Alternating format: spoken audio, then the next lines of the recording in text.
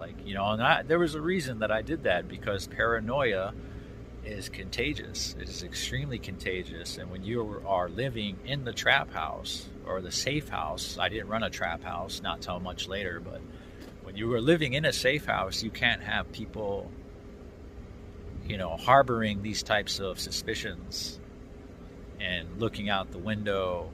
And, because then, it's like you're already basically saying they're out there. They are out there. They're moving in. They're closing in. They're about to raid us. And if that's the case, then it's over with. Fuck it. Do as much drugs as you can while you can. And like I was very different. And that's a story for another day, a whole another video. But to make the long story short, we go to jail.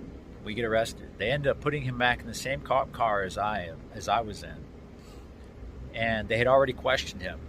These plainclothes detectives were standing out there. They're doing the little field test, and and they're questioning him. And they finally bring him back to the cop car, and they sit him inside. And he looks over at me, and he goes to say something, and I said, "Don't say a fucking word, dude." I said, "It's no accident that we're in here together."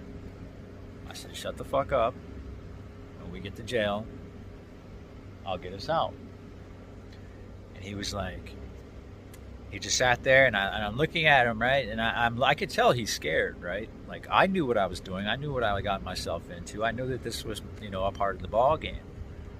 I'd already educated myself on everything that I needed to know, So I knew. I actually knew. But a lot of people don't. They don't take it that far. They just assume they're never going to get caught.